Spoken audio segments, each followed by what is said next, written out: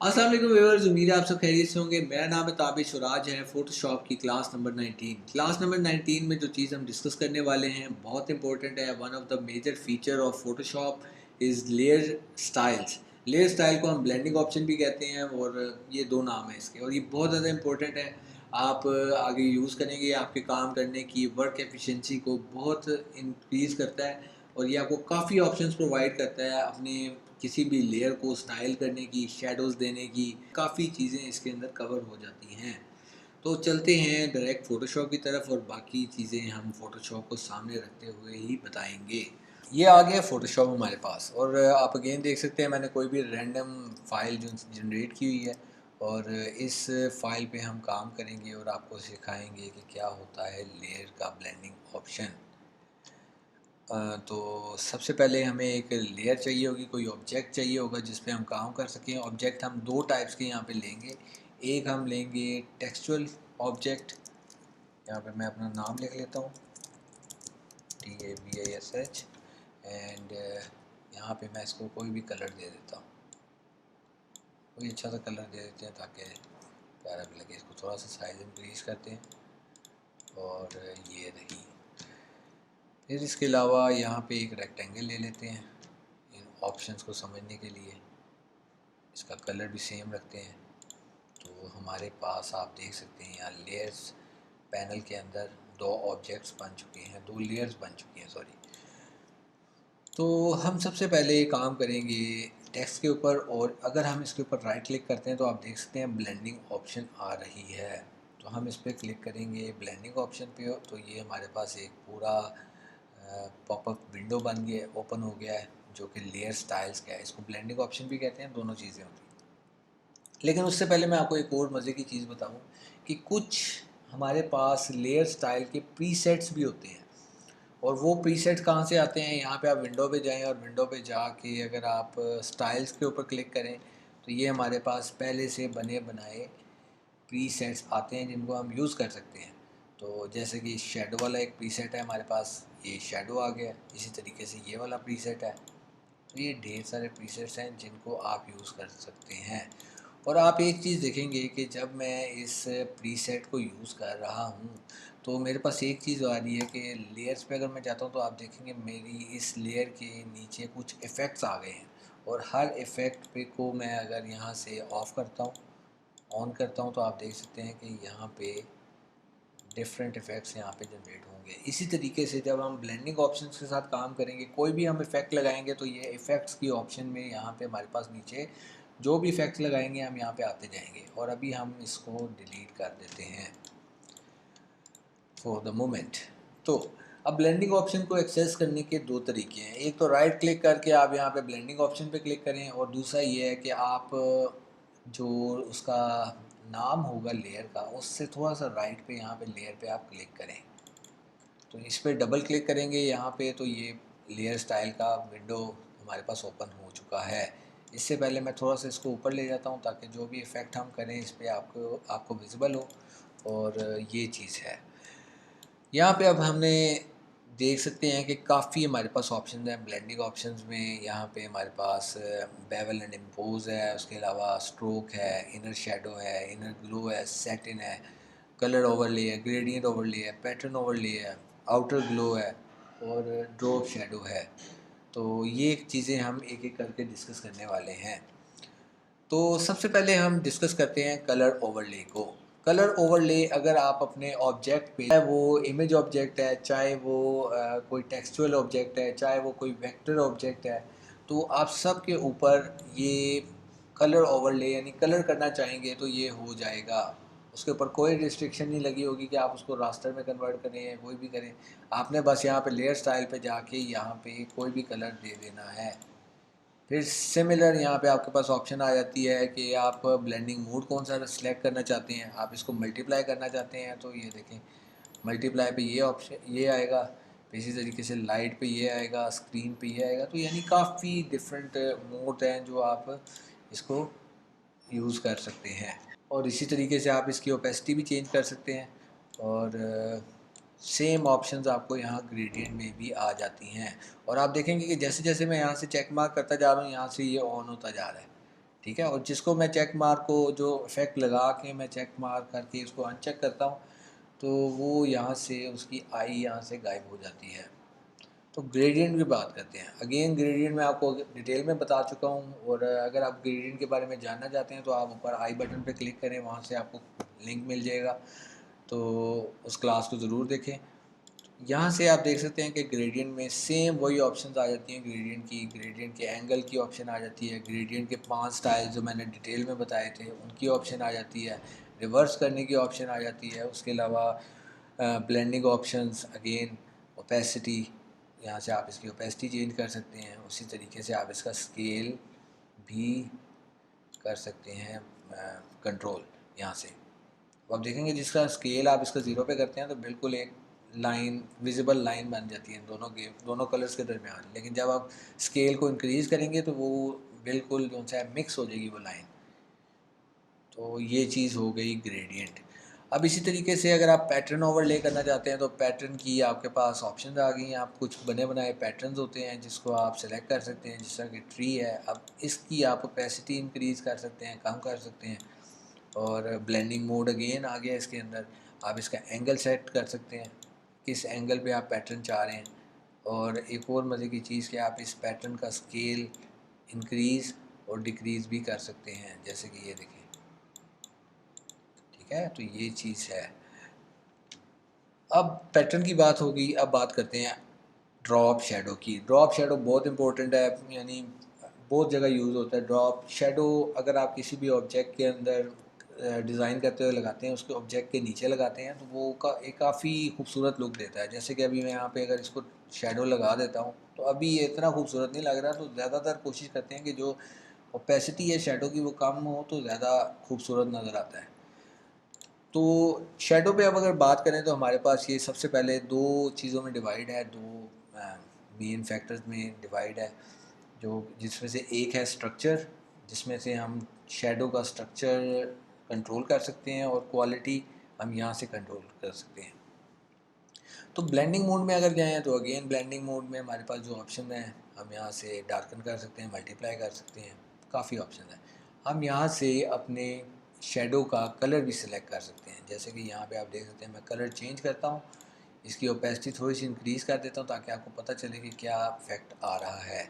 फिर इसी तरीके से एंगल बड़ा मज़े का काम करता है। एंगल अगर मेरा 90 पे है तो इसका मतलब है कि टॉप से लाइट आ रही है मेरे ऊपर, तो ये लाइट की डायरेक्शन होती है। तो जिस साइड से आपकी लाइट पड़ रही होगी उसकी ऑपोजिट साइड पे उसका शेडो बनेगा। तो ये चीज़ आपने देखनी है। उसके अलावा ये यूज़ ग्लोबल लाइट, ये भी मैं आपको बताता हूँ, ये बहुत इंपॉर्टेंट है। पहले मैं आपको थोड़ा सा डिस्टेंस का बता दूँ कि इस शेडो का अगर आप चाहते हैं अपने टेक्स्ट से या अपने ऑब्जेक्ट से जो भी डिस्टेंस हो वो यहाँ से कंट्रोल होता है, इसको इससे कम ज़्यादा कर सकते हैं। उसके अलावा आप इसकी जो फेदर है वो यहाँ से कंट्रोल कर सकते हैं कि कितना हार्ड आपने शेडो रखना है और कितना सॉफ्ट रखना है। फिर उसके अलावा ब्लर की ऑप्शन आ जाती है। जब साइज़ की बात करें तो वो आपके ब्लर को कंट्रोल कर रहा होता है कि कितना आपने ब्लर की इंटेंसिटी रखनी है। तो अगर ज़्यादा करेंगे तो ये ज़्यादा ब्लर हो जाएगा, अगर इसको कम करेंगे तो कम ब्लर हो जाएगा। तो ये चीज़ है। अब बात करते हैं क्वालिटी पे आने से पहले मैं सोच रहा हूँ कि यूज़ ग्लोबल लाइट का आपको बता देता हूँ। अब फ़र्ज़ करें मैंने ये चेक लगाया है, वैसे रिकमेंडेड यही होता है कि आपने इसको अनचेक रखना है।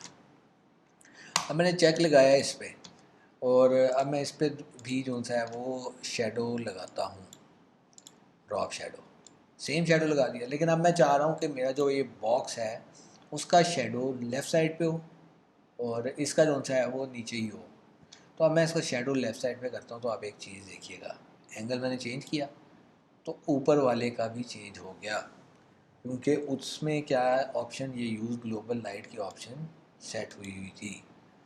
तो जब ग्लोबल लाइट की ऑप्शन सिलेक्ट हुई होती है तो इसका मतलब होता है कि पूरे आर्ट बोर्ड पे, पूरी पीएचडी पे एक ही साइड से लाइट आ रही है। लेकिन जब आप इसको अनचेक करते हैं तो आप फिर फ्रीली इसका एंगल कंट्रोल कर सकते हैं। तो कोशिश यही करें कि इसको यूज़ ग्लोबल लाइट को अनचेक करें, और इसको कैंसिल कर देते हैं अभी फ़िलहाल। अभी हम इसी पे काम करेंगे, और कुछ चीज़ें आपको बतानी है। कॉन्टोर बहुत इम्पोर्टेंट है ये आपका, यानी कि जो आगे 3-4 और ऑप्शंस हैं उनके अंदर ये चीज़ डिस्कस होनी है। तो कॉन्टोर को ज़रा गौर से समझिएगा, अच्छे से समझिएगा, और इसकी प्रैक्टिस ज़रूर करनी है, क्योंकि अगर आप प्रैक्टिस नहीं करेंगे तो ये चीज़ें भूल जाती हैं, बड़ी आसानी से भूल जाती हैं। तो इसलिए आप इसकी साथ साथ प्रैक्टिस ज़रूर करें। अब कॉन्टोर बेसिकली क्या होता है? कॉन्टोर होता है आपकी साइड्स, आपकी जो साइड्स होती हैं, जैसे कि एक एजेस भी कहते हैं इसको। एक एज ये है, एक एज शेडो का है, ठीक है। तो अगर मैं चाहता हूँ, अब बल्कि सबसे पहले देखें कि यहाँ पे मेरे पास प्रीसेट्स भी बने होते हैं। अब आप प्रीसेट्स देखें तो ये प्रीसेट्स हैं, काफ़ी प्रीसेट्स हैं। लीनियर पे देखें तो ये लीनियर है। सबसे पहले हम लीनियर कॉन्टोर को डिस्कस करेंगे। अब लीनियर कॉन्टोर में क्या हो रहा है कि ये जो टॉप वाली साइड है ये मेरी 100% ओपेसिटी वाली साइड है, और ये जो नीचे बॉटम पे वाली है ये साइड है 0 ओपेसिटी वाली। और ये जो मेरा ऊपर की तरफ ग्राफ जा रहा है ये मेरी जो ये टेक्स्ट के साथ, जो ऑब्जेक्ट के साथ साइड लगी होती है उसको रिप्रेजेंट कर रहा होता है, और ये वाला जो पॉइंट होता है ये मेरी जो शेडो जहाँ पे एंड हो रहा होता है उस साइड को रिप्रेजेंट कर रहा होता है। तो अगर मैं चाहता हूँ कि मेरा शेडो एंड से स्टार्ट हो तो मैं इस साइड को ऊपर कर दूँगा और मैं इस साइड को नीचे कर दूँगा, क्योंकि अगर मैं चाहता हूँ कि मेरी जो सा शेडो का स्टार्टिंग पॉइंट है वहाँ से बिल्कुल ओपेसिटी 0 हो तो मैं इसको ऐसे कर दूँगा। अब मैं इसको फ्रीली कंट्रोल कर सकता हूँ। अगर मैं चाहता हूँ कि शेडो की इंटेंसिटी थोड़ी ज़्यादा रहे तो मैं यहाँ से कर सकता हूँ। फिर जहाँ पे मैं चाहूँगा कि जिस पॉइंट में मेरी ओपेसिटी 100 ज़्यादा हो वहाँ पे ज़्यादा होगी, और जिस पॉइंट में मैं चाहूँगा कि मेरी ओपेसिटी कम हो मैं यहाँ से कंट्रोल कर सकता हूँ। और उसके अलावा यहाँ पे मैं डिफरेंट जितने भी टाइप्स हैं प्रीसेट्स बने हुए हैं मैं इन सबको भी यूज़ कर सकता हूँ। तो ये हो गया कॉन्टोर।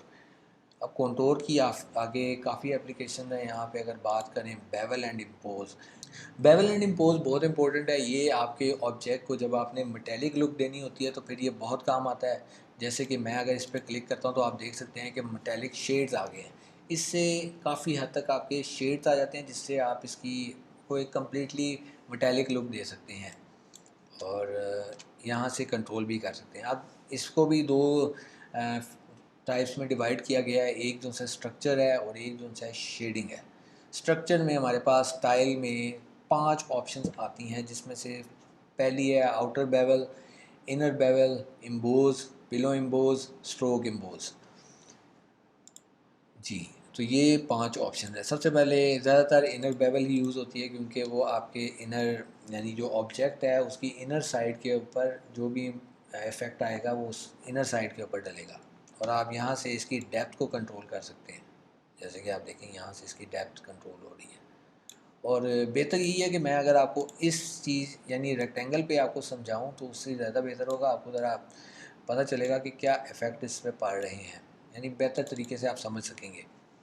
तो बेवल एंड इम्पोज पे करते हैं तो आप देख सकते हैं कि मेरी जो सेंटर वाली साइड है वो थोड़ी सी ऊपर आ गई है, और यहाँ से मेरे पास एजेस आ गए हैं।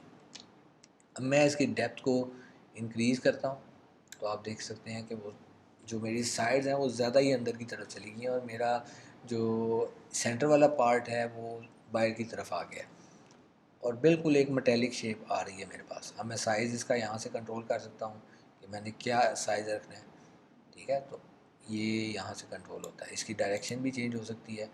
तो ये लाइट की डायरेक्शन चेंज हो रही है, लाइट आपकी इस साइड से पड़ रही है, और इसी तरीके से आप इसको सॉफ्ट कर सकते हैं। ये जो से एजेस हैं यहाँ पे आ रहे हैं साइड पे, मैं आपको दिखाता हूँ। ये जो एजेस आ रहे हैं अगर आप इसको सॉफ्ट करना चाहते हैं तो आप यहाँ से कंट्रोल कर सकते हैं।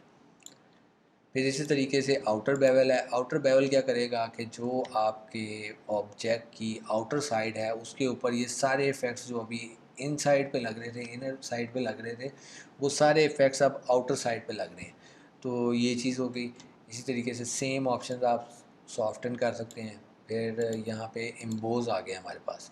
इम्बोज क्या करेगा कि दोनों साइड्स के ऊपर इफ़ेक्ट डालेगा, आउटर साइड पे भी करेगा और इनर साइड पे भी करेगा। अब यहाँ पे आप पिलो एम्बोज कर सकते हैं। फिर इसी तरीके से स्ट्रोक एम्बोज क्या करेगा कि अगर तो आपने कोई स्ट्रोक लगाया हुआ है अपने ऑब्जेक्ट के अराउंड, सबसे पहले स्ट्रोक लगा लेते हैं। स्ट्रोक में आउटलाइन लगाते होते हैं, और इसकी भी 3 ऑप्शंस हैं, इनसाइड, सेंटर और आउटसाइड। हम आउटसाइड लगाएंगे, और ब्लेंडिंग ऑप्शन आप यहाँ से सिलेक्ट कर सकते हैं। कलर इसका यहाँ से सिलेक्ट कर सकते हैं। मैं ब्लैक करूँगा ताकि विजिबल हो, और इसका थोड़ा सा साइज़ इंक्रीज़ कर देता हूँ। तो अब मैंने बेवल लगाया हुआ है, कौन सा, बेवल एंड इम्पोज का स्टाइल कौन सा लगाया है, स्ट्रोक इम्पोज। तो स्ट्रोक इम्पोज पे क्या होगा कि मेरे जो स्ट्रोक है उसके ऊपर ही इफ़ेक्ट लगेगा। आप देख सकते हैं यहाँ पे मेरा जो स्ट्रोक है उसके अंदर थोड़ी सी लाइट चेंज हो रही है। अगेन अब आते हैं शेडिंग के ऊपर।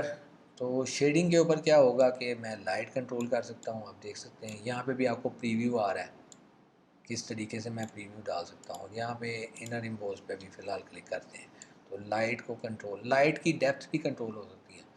यानी लाइट की फ़र्ज़ करें कि अगर आप चाहते हैं कि लाइट कंप्लीट ऊपर से पड़ रही हो, थोड़ा सा ऊपर वाले एंगल से पड़ रही हो, तो इसको आप आउटसाइड कर दें। अगर आप इसको चाहते हैं कि थोड़ा सा नीचे से लाइट आए तो आप देखेंगे लाइट नीचे से आ रही है। तो ये चीज़ है, ठीक है। तो इसको आपने जो है वो हिट एंड ट्रायल करना है आपने। बिल्कुल आप प्रिडिक्ट नहीं कर सकते कि एक्चुअल जो सा वो क्या रिज़ल्ट आएगा, और इसमें भी आपने यूज़ ग्लोबल लाइट नहीं करनी, ठीक है। इसमें आपने यूज़ ग्लोबल लाइट नहीं करनी। तो अब आ जाते हैं ग्लोस कॉन्टोर। ग्लोस का वर्ड ज़्यादातर तब यूज़ होता है जब आप स्प्रे पेंट करते हैं किसी भी गाड़ी के ऊपर, यानी गाड़ी के जो सरफेस होता है, यानी गाड़ी का जो बॉडी होती है वो मेटेलिक होती है। तो मेटेलिक सरफेस को जब आप एक कलर देना चाहते हैं या फिर कोई भी इफ़ेक्ट देना चाहते हैं तो वो वहाँ पे ग्लोस का ज़्यादातर वर्ड जो सा यूज़ होता है। कॉन्टोर में भी सेम आप कर सकते हैं, लाइट आप कंट्रोल कर सकते हैं। अगर आप इसके यहाँ साइड पे क्लिक करेंगे तो प्रीसेट्स आ जाएंगे आपके पास डिफरेंट किस्म के, और इसी तरीके से यहाँ पे आप कंट्रोल कर सकते हैं कि कौन से एरिए को आपने ज़्यादा ओपेसिटी देनी है, कौन से एरिए को आपने कम ओपेसिटी देनी है। तो आप इसी तरीके से जिसको आपने कम ओपेसिटी देनी है आप उसको यहाँ नीचे ले आएंगे, और जिसको आपने ज़्यादा देनी है आप उसको वहाँ से ऊपर ले जाएंगे। अब बात आती है हाईलाइट मोड की और शेडो मोड की। मेटालिक में ये होता है कि एक साइड से आपको लाइट पड़ रही होती है और एक साइड पे शेडो आ रहा होता है, तो वो एक कंप्लीट मेटालिक इफेक्ट आता है। तो शेडो जब आपने देना है और जब आपने लाइट देनी है तो आपने स्क्रीन मोड को सिलेक्ट करना है। जब शेडो मोड देना है तो आपने मल्टीप्लाई को देना है। आप इसको कर सकते हैं कंट्रोल, लेकिन जो हाईली रिकमेंडेड होता है वो यही होता है कि जब आपने लाइट देनी है तो आप स्क्रीन मोड पे रखें, और जब आपने शेडो देना है तो मल्टीप्लाई पे रखें। अब यहाँ पे लाइट वाइट पड़ रही है और इसको आप कंट्रोल कर सकते हैं। आप इसको जैसे ओपेसिटी इंक्रीज़ करेंगे तो आप देखेंगे कि आपके ऑब्जेक्ट की जो जिस साइड पे लाइट पड़ रही है वो ज़्यादा ब्राइट होती जा रही है, और जिस साइड पे शेडो पड़ रहा है आप वो उसको यहाँ से कंट्रोल कर सकते हैं। इसकी ओपेसिटी इंक्रीज़ करेंगे तो वो जहाँ पे शेडो है वो ज़्यादा इंटेंस होता जाएगा। तो ये एक बहुत इंपॉर्टेंट है। और इसी तरीके से स्ट्रोक भी हमने पढ़ लिया है। अब इनर शेडो, इनर शेडो हम डिस्कस करते हैं इसके ऊपर, टेक्स्ट के ऊपर।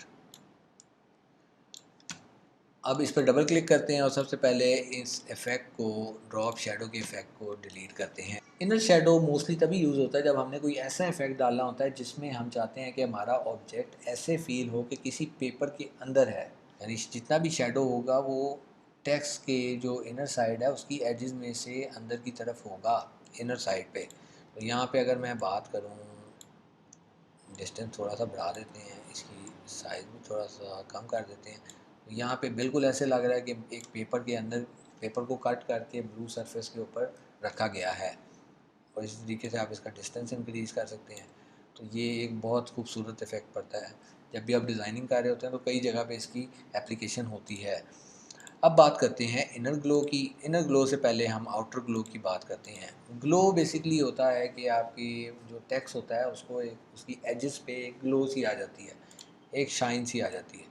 तो अगर तो मैं इसको किसी डार्क सरफेस के ऊपर रखता हूँ तो फिर ये मुझे विजिबल होगी। तो आप देख सकते हैं एक ग्लो आ गई है आपके टेक्स्ट के अराउंड, ठीक है, टेक्स्ट के अराउंड ग्लो आ गई है। अब इसी तरीके से इनर ग्लो डालनी है आपने, तो आप इनसाइड कर सकते हैं ग्लो, और इसकी आप ओपेसिटी इंक्रीज़ कर सकते हैं, आप इसकी नॉइज़ इंक्रीज़ कर सकते हैं, इसका कलर चेंज कर सकते हैं, ग्रेडियंट डाल सकते हैं यहाँ से। फिर इसकी जो सॉफ्टनेस है वो भी आप देख सकते हैं प्रिसाइज हो, और यहाँ से चौक इंक्रीज़ कर सकते हैं, ये भी साइज़ ही है, बल्कि चौक आपका फैदर होता है यहाँ पे, ठीक है। तो ये आप इनर ग्लो आ गई। नॉइस आप कम करेंगे तो ये एक खूबसूरत सी इनर ग्लो आ गई है। और अगेन आपने अगर इसको भी लाइट को कंट्रोल करना है तो आप कॉन्टोर से कर सकते हैं। ये हमारे पास ऑप्शंस आ गई हैं। यहाँ से रेंज आप सेलेक्ट कर सकते हैं इसकी, ठीक है। फिर एक ये और ऑप्शन है जिटर की, तो ये भी आप कंट्रोल कर सकते हैं जी। तो और कोई चीज़ रह तो नहीं गई। कॉन्टोर, हाँ, बेवल में कंट्रोल आ जाता है एक, कॉन्टोर सेलेक्ट करना, और इसका आप टेक्सचर भी चेंज कर सकते हैं। कोई अगर आपने इसके ऊपर पैटर्न देना है तो आप पैटर्न दे सकते हैं, उसका स्केल इंक्रीज़ और डिक्रीज़ कर सकते हैं, डेप्थ इसकी इंक्रीज़ और डिक्रीज़ कर सकते हैं। तो ये भी एक ऑप्शन है। लेयर स्टाइल के अंदर या फिर आप कह लें ब्लेंडिंग ऑप्शन के अंदर जितनी भी चीज़ें थी, जितनी भी ऑप्शंस थी, वो हमने डिटेल में डिस्कस की। और बाकी इंशाल्लाह जो भी चीज़ें रह गई हैं नेक्स्ट क्लासेस के अंदर हम डिस्कस करेंगे। अगर तो आपको वीडियो पसंद आई है तो इसको लाइक करें, शेयर करें और सब्सक्राइब करें। कोई भी क्वेश्चन है आप कमेंट करें, मैं कोशिश करूँगा कि आपकी जो भी क्यूरीज़ हैं वो रिज़ॉल्व करूँ। तो इंशाल्लाह मिलते हैं नेक्स्ट वीडियोज़ में, तब तक के लिए अल्लाह हाफिज़।